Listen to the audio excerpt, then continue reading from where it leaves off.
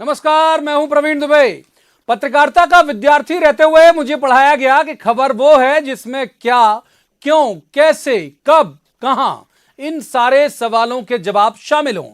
लेकिन social media के आ जाने के बाद खबरें दो तरह की हो गईं, फेक न्यूज और फैक्ट न्यूज। वैसे यहां न्यूज को लेकर कोई क्लासरूम शुरू नहीं कर रहा हूं मैं। इस वक्त फेक न्यूज पर चर्चा की खास वजह यह है कि मध्य प्रदेश में कमलनाथ सरकार अपने छात्रों को फेक और फैक्ट इन दोनों न्यूज की पहचान के तरीके सिखाएगी और इसके लिए सरकार ने फेसबुक के साथ एक एमओयू भी साइन किया है। अब इस खबर के सियासी पहलू पर आते हैं। 2014 से लेकर 2019 तक, केंद्र से लेकर राज्यों तक बीजेपी की बंपर जीत के पीछे पार्टी के कार्यकर्ताओं के साथ जो मजबूत पिलर की तरह खड़ा रहा वो सोशल मीडिया है। बीजेपी ने इस सोशल मीडिया का इस्तेमाल विचार की धारा के बहाने पार्टी के हक में माहौल बनाने के लिए भी बखूबी किया। और खास बात यह रही कि कांग्रेस अब तक बीजेपी और सोशल मीडिया के इस मजबूत जोड़ का कोई तोड़ नहीं ढूंढ पाई। तो कांग्रेस का मध्य प्रदेश के कॉलेजों में छात्रों को फेक और फैक्ट न्यूज का फर्क समझाना क्या बड़ा सियासी दांव है? वैसे राजनीतिक चश्मे से सोशल मीडिया यूजर को वोटर की तरह गिनेंगे तो आंकड़ा बहुत बड़ा है। पूरे देश में 30 करोड़ से ऊपर फेसबुक और 20 करोड़ से ऊपर व्हाट्सएप यूजर्स की तादाद है और इनके इस्तेमाल में बीजेपी कांग्रेस से काफी आगे चल रही है। तो कमलनाथ सरकार की कॉलेज में सोशल मीडिया क्लास बीजेपी की नब्ज थामने की कोशिश है। क्या यह बीजेपी को उसी के अखाड़े में उसी के अंदाज में मात देने की चाल है? क्या एमपी में अब न्यूज वही होगी जिसे कांग्रेस सही मानेगी? सवाल बहुतेरे हैं जिनका जवाब तो देना होगा, लेकिन पहले आपको दिखाते हैं एक रिपोर्ट, देखिए।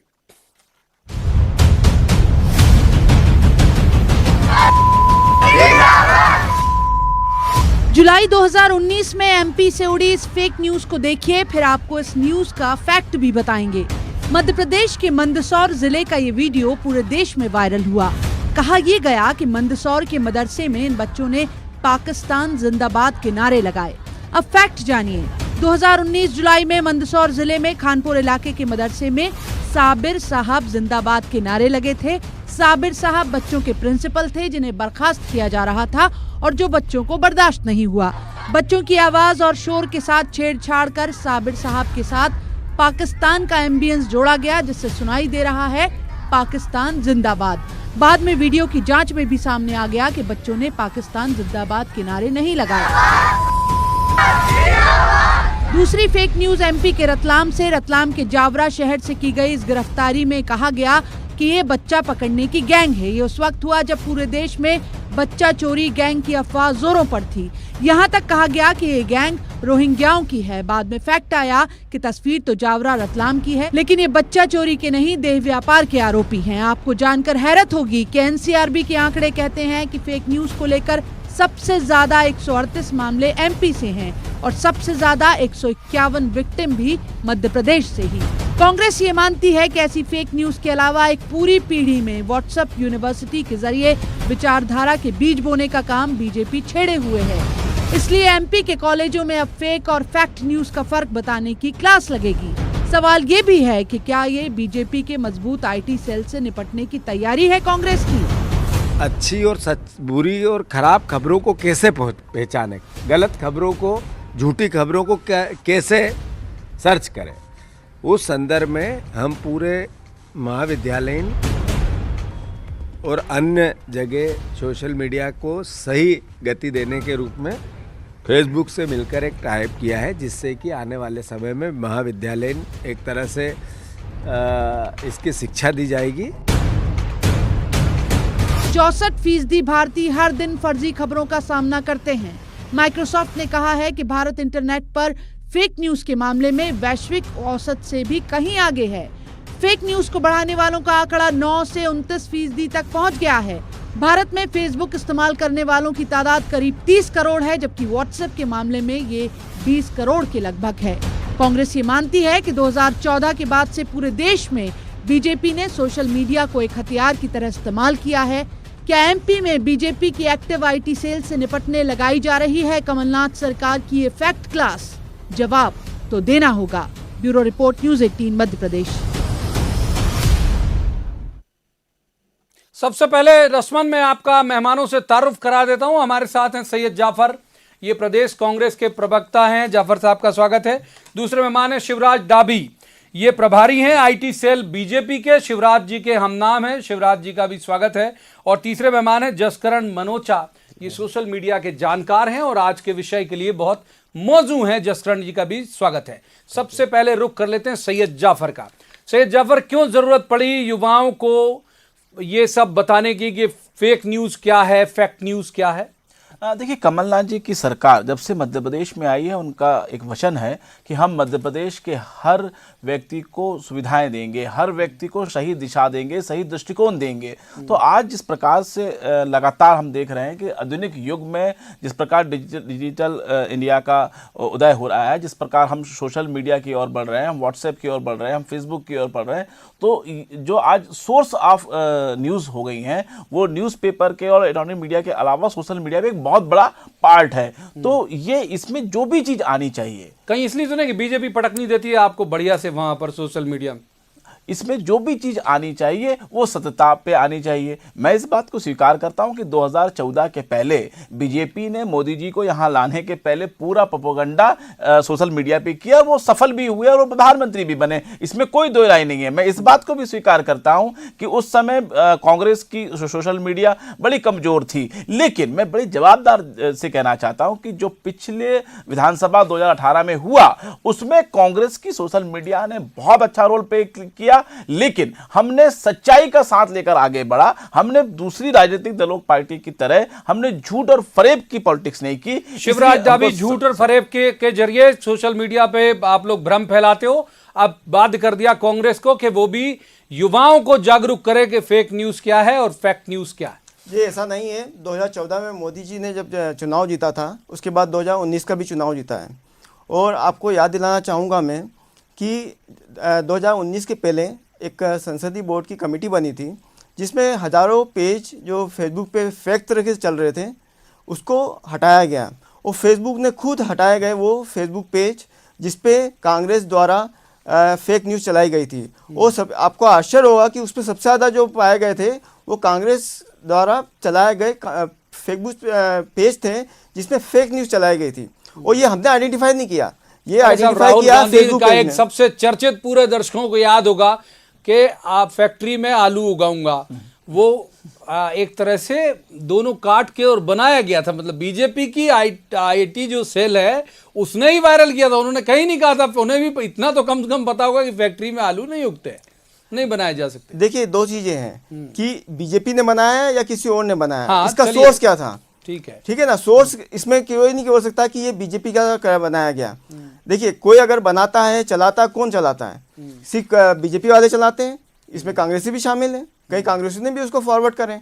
तो क्या ये उनको समझ में नहीं आया उस समय कि हमको ये चलाना चाहिए या नहीं चलाना चाहिए? तो खंडन करते इस बात का, वो सोर्स का पता लगाते कि ये चलाया किसने और बनाया किसने। आजकल टेक्नोलॉजी इतनी आसान हो गई है कि हम बैठे बैठे मोबाइल पे कुछ भी बना सकते हैं, कुछ भी कर सकते हैं। आज जिस महाविद्यालय में जीतू पटवारी जी बता रहे हैं कि हम शिक्षा देंगे, क्या उनको ये शिक्षा भी देना चाहेंगे कि ये व्हाट्सएप पे मोबाइल पे जो टूल्स है छोटे छोटे अवेलेबल है, उससे आप क्या कर सकते हैं, क्या नहीं कर सकते? आजकल छोटा बच्चा, 12वीं क्लास का बच्चा, आप उसको एक वीडियो दोगे वो इमीडिएटली आपको एडिट करके दे देगा, इतना आसान टूल अवेलेबल है। अब किसने इसको बनाया है, कोई इसका सोर्स है, ये एक आइडेंटिफाई करना मुश्किल है। हाँ, ये जरूर है कि आज की तारीख में कांग्रेस इस बैकफुट पे जो आने का कारण ये समझ में आ रहा है कि उनके जो है फेसबुक ने खुद ने जिस तरह से हटाए गए उनके पेजेस, अब उसको उनके पास वो प्रावधान बचे नहीं। अब ठीक है, चलिए जसकरण को शामिल करते हैं। मालूम है कि हट जाएंगे, आज जानकार हैं इस सब के। जसकरण, कैसे कोई भी व्यक्ति इसे ट्रेंड करा सकता है सोशल मीडिया में? मतलब हम देखते भी हैं जो टॉप ट्रेंड जो कर रही होती खबरें, कई बार वो प्लांट की हुई होती, ये कैसे होता है? फिर पेड पोस्ट कैसे कराया जाता है सोशल मीडिया में? कुछ प्रकाश डालिए इस पर।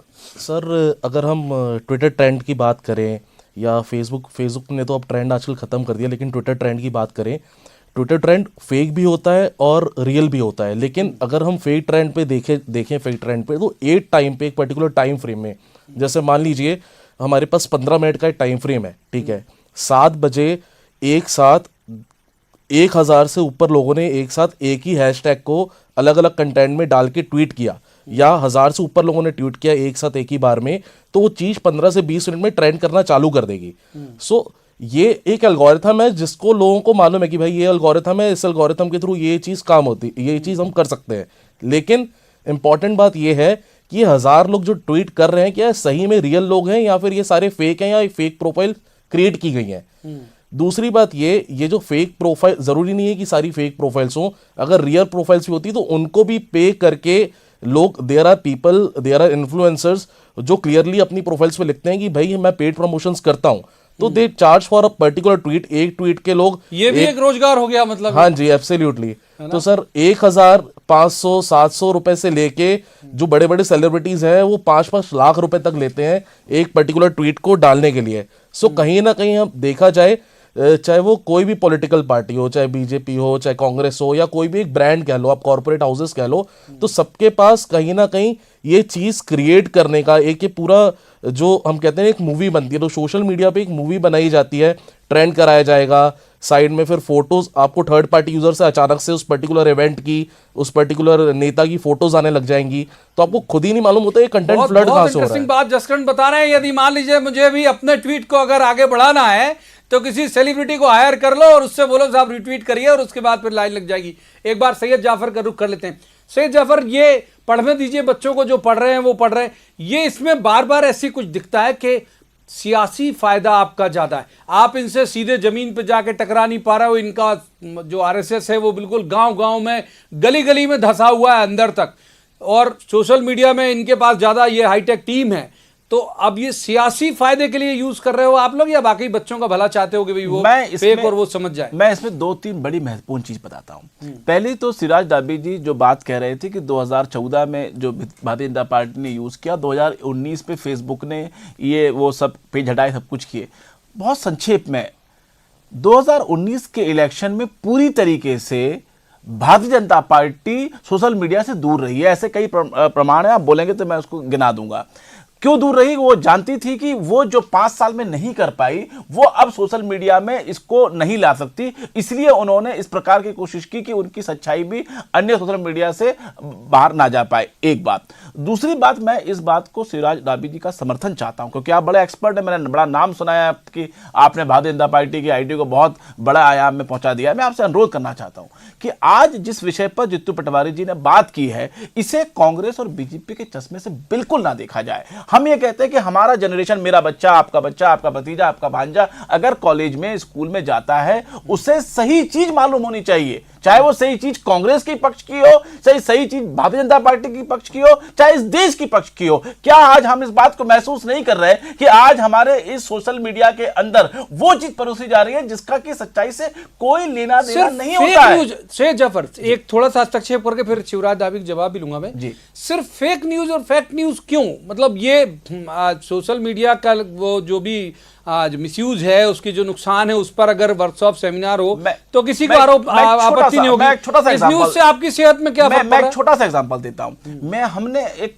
चाकू का आविष्कार हुआ। अब उस चाकू से आप किसी का खून कर दें या चौकी से घर पे आप सब्जी काटें, फल काटें, ये हमारे विवेक पर होता है। लेकिन हमको जो संसाधन सोशल मीडिया के रूप में, व्हाट्सएप, ट्विटर के रूप में, फेसबुक के रूप में मिला है, हमको अपने बच्चों को, नई जनरेशन को इस बात के सदर करना पड़ेगा। हमको कांग्रेस को या बीजेपी को या अन्य लोगों को इस बात को सोचना पड़ेगा कि मैं अगर कांग्रेस पार्टी से बिलोंग करता हूं तो मुझे समझना पड़ेगा कि हम बीजेपी को डाउन करने के लिए हम अपनी जनरेशन को ऐसी चीज ना परोसे जो इस देश के लिए खतरा बन सकती है। भारतीय जनता पार्टी को इस बात को सोचना पड़ेगा कि हम ऐसी चीज ना परोसे जिससे कि देश का इतिहास और भूगोल बदल जाए और जो नौजवान है वो गलत रास्ता में चल जाए। यह चिंता का विषय, यहां कांग्रेस या बीजेपी चिंता का विषय नहीं है। चिंता का विषय कि हम कैसे नई जनरेशन को क्या परोस रहे हैं। सर शिवराज दाबी, ये जवाब आपका भी, और ये एक आरोप आप पर यानी आपकी पार्टी पर तो बेशक लगते हैं। कई बार हमने देखा है कि बहुत सारे वीडियो जो हमारे पास, जिसके ओरिजिनल भी होते हैं, जिन्हें हमें पता होता है कि दरअसल ये हकीकत है क्या, आप अपनी सुविधा से उसे काटते हैं। जितना आप दिखाना चाहते हैं उतना आप रखते हैं, जो आप साथ में कमेंट ऐड करना चाहते हैं वो रखते हैं, चाहे वो टेम्पलेट की शक्ल में हो या फिर किसी और शक्ल में, टेक्स्ट की शक्ल में, और उसे फिर वायरल करा देते हो आप। देखिए, मैं एक चीज़ जफर भाई की बात का जवाब देना चाहता हूँ कि आज की तारीख में हम महाविद्यालय में फैक्ट और फैक्ट ये पढ़ाने की ज़रूरत क्या है? क्या हमारे बच्चे इतने नादान रह गए क्या? हमारे पास बहुत सारे मुद्दे हैं, हमारे वो पास मैंने बड़े बड़े पूछा शिक्षा के मैंने मुद्दे पूछा, हैं मैंने जिस जवाब पे हम दिया। विचार जा सकते हैं, जिस पे हम विचार कर सकते हैं। अभी महाविद्यालयों को स्मार्ट क्लास बनाओ आप, तो वो समझ में आता है हमें। नए नए महाविद्यालय खोलें तो ये समझ में आता है। आज बच्चे इतने मैच्योर हो चुके हैं कि उन्हें खुद को मालूम है कि कौन सा फैक्ट है और कौन सा फैक है, तो हमें बताने की कोई ज़रूरत नहीं है। वो खुद भी समझ जाते हैं कि कहाँ पे ये सोर्स ऑफ इंफॉर्मेशन आई है। तो आजकल अगर कोई ऐसी फेक न्यूज़ चलती है तो जनरली वो किसी उसको आगे बढ़ाते हैं जो लोग, वो अपने रुचि से बढ़ाते हैं। उनको ये पता नहीं रहता, उनको कई बार पता भी रहता है कि ये फेक न्यूज़ अच्छा, है। दो चलिए, मैं पर तो वो अपनी रुचि से आगे बढ़ाते हैं। उसमें जर्नलिस्ट भाजपा का कोई रोल नहीं होता है कि वो इस तरह से करें। और ये भी है कि आप जैसे बात करी थी आपने कि कोई भी कंटेंट आता है तो उसको काटा जाता है, तो ये सही होता है कि अगर कोई 15 मिनट की न्यूज़ हो, अगर उसको हमको व्हाट्सएप पे अगर 5 मिनट की बनानी है तो उसको हम वही पॉइंट दिया जाता है। सर सुनिए, जो अब मैं actually तो इसमें जर्नलिस्ट हूं, focus कंटेंट कराना पे ही है। बात करता हूं, एडिट की बात कंटेंट है। का ही। हाँ, मैं एडिट पे ही। सैयद जाफर, हो सकता है आपका काम आसान हो जाए मेरे अगले सवाल से। मुझे याद है एक वीडियो कमलनाथ जी का ये वायरल हुआ था चुनाव के पहले। वो एक खास कौम से मुखातिब थे, मुसलमानों से मुखातिब थे। चलिए मैं बता दे रहा हूं। वो उन्होंने बहुत लंबा संवाद उनसे किया। एक लाइन उसमें से उठाई कि भाई आप लोग मुझे जिता दो, नहीं तो आप लोगों के लिए मुश्किल हो जाएगी। अब उन्होंने आगे क्या बोला, पीछे क्या बोला, वो बाद में एक ओरिजिनल वीडियो ही मुझे मिला। बीजेपी ने तेजी से उसे वायरल करना शुरू किया। बीजेपी ने ही किया, इसलिए कहूंगा कि मेरे पास कुछ भाजपा के मित्रों ने मुझे ट्वीट करते वक्त मुझे भी टैग किया कि ये देखिए, एक खास कौम को साथ लेके बाकियों को कह रहे हैं कि अब मुश्किल हो जाएगी, हमारे साथ आ जाओ, डरा के मुसलमानों के वोट ले रहे हैं। शिवराज अभी मैं इसमें आपको ये बताना चाहता हूँ कि ये वीडियो लिया किसने, उन्हीं विश्वास पात्रों ने लिया था जो वहाँ बैठे थे। तो वीडियो का सोर्स क्या था? नहीं है ना, मैं आपको आप और सैयद जाफर दोनों मेरे लिए कोई, आप दोनों मेरे मतलब बहुत गैर राजनीतिक व्यक्ति हूँ, तो मैं दोनों पे सवाल कर रहा हूँ, क्या मिसयूज करते हो? देखो ये देखिए क्या है कि अगर कोई लाइन अगर किसी ने गलत बोली है, ठीक है ना, तो ये तो सोशल मीडिया का काम भी है कि अगर कोई गलत लाइन बोली है किसी विपक्षी पार्टी के किसी नेता ने तो उसको आगे पीछे संदर्भ काट के नहीं, तो वो संदर्भ दिखाया ना। भाजपा अगर कांग्रेस को ऐसा लगता है कि ये गलत है, उन्होंने दिखाया भी, दिखाया तो दिखाया। जस्ट करण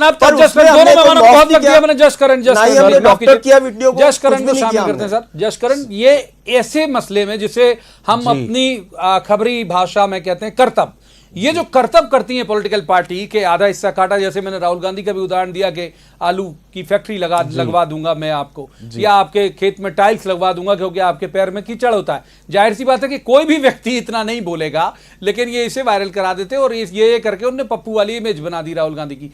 ये जो कंटेंट के साथ जो मिसलीड करने वाला है, ये कैसे काम करता है? सर देखिए, मोस्टली जब इलेक्शंस पास आ रहे होते हैं तो बहुत सारी एजेंसीज रहती हैं, कोई फॉरेन एजेंसीज रहती हैं, कोई टॉप एजेंसीज रहती हैं सोशल मीडिया की, जिनका गवर्नमेंट्स के साथ, पर्टिकुलर पॉलिटिशियंस के साथ एक एनडीए साइन होता है, जैसे हम कहते हैं नॉन डिस्क्लोजर एग्रीमेंट।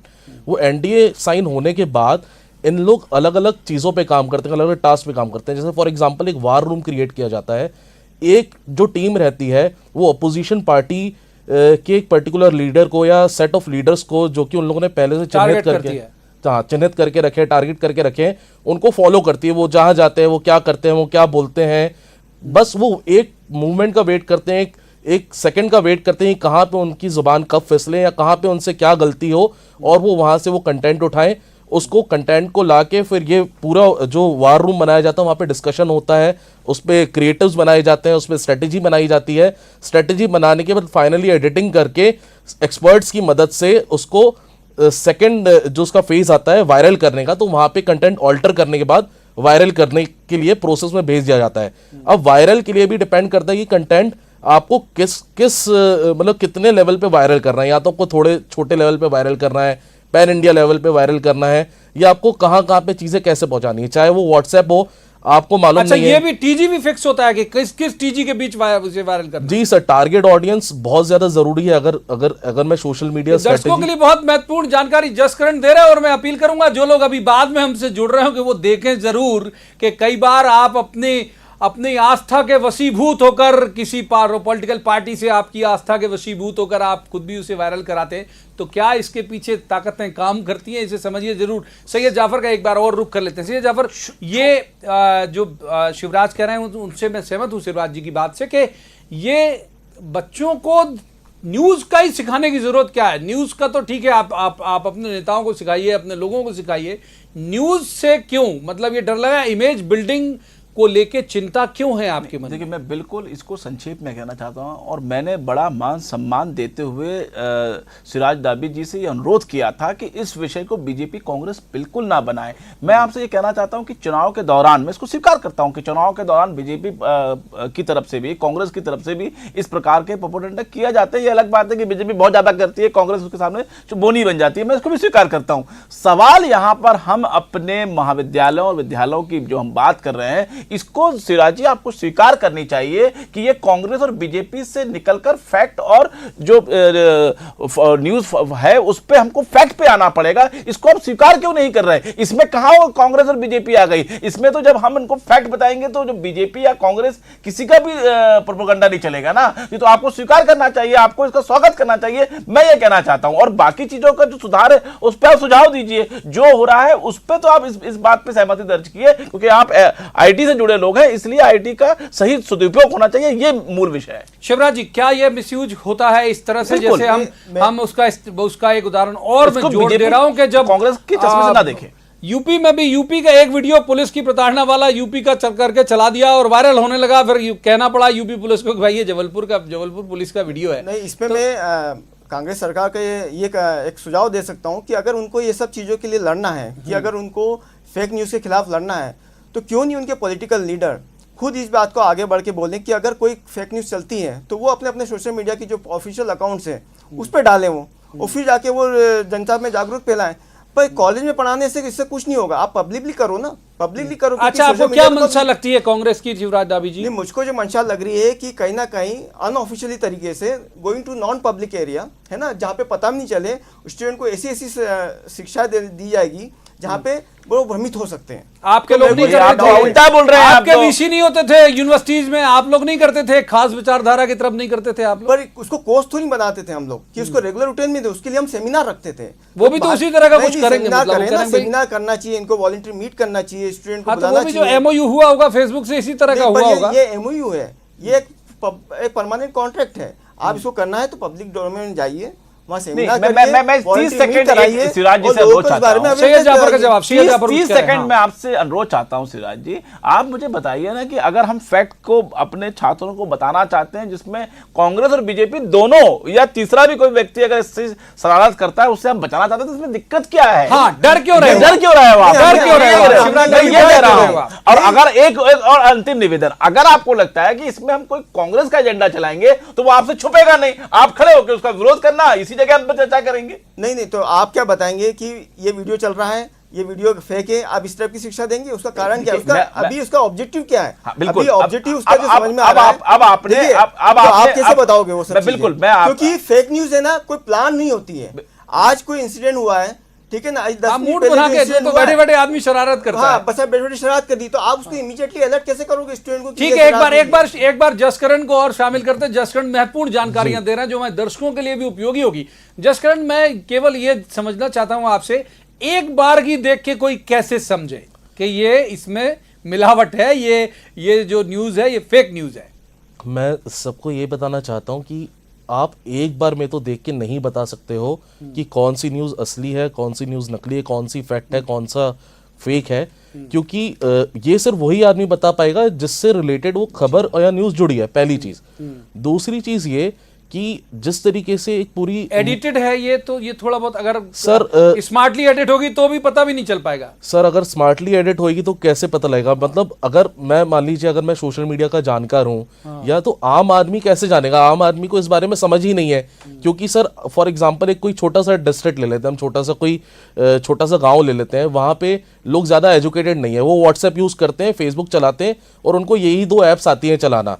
लेकिन अब व्हाट्सएप पे अचानक से उनके पास कहीं किसी ने बल्क व्हाट्सएप मैसेज किया कुछ फेक न्यूज का या कोई फैक्ट न्यूज का, उनके पास मैसेज आया, उन्होंने व्हाट्सएप पे देखा अरे भाई ये न्यूज मेरे हिसाब से ये चीज शेयर होनी चाहिए, तो वो आगे फॉरवर्ड कर देता है। आगे फॉरवर्ड हो जाती है। जसवंत, माफ कीजिए, वक्त हमको इतनी चर्चा की इजाजत देता है। तीनों मेहमानों का शुक्रिया, लेकिन मैं अपने दर्शकों से जरूर अपील करूंगा कि महत्वपूर्ण जानकारी आपको आज के इस शो के दौरान मिली होगी, और अगली बार जब आपके पास इस तरह की कोई मैसेज आए या आप ट्विटर या फेसबुक या इंस्टाग्राम कहीं पढ़ें, तो एक बार सेकंड थॉट जरूर दें कि कहीं ऐसा तो नहीं कि एक खास नेता, खास वर्ग, खास कौम या खास पॉलिटिकल पार्टी को डिफेम करने के लिए तो नहीं बनाया गया, क्योंकि बहुत सारे खेल इस धंधे में होते हैं। तो आज की इस चर्चा में इतना ही। कल किसी खास मुद्दे पर खास पैनल के साथ बैठेंगे और कहेंगे जवाब तो देना होगा। तब तक आप देखते रहिए न्यूज़ 18 मध्य प्रदेश छत्तीसगढ़।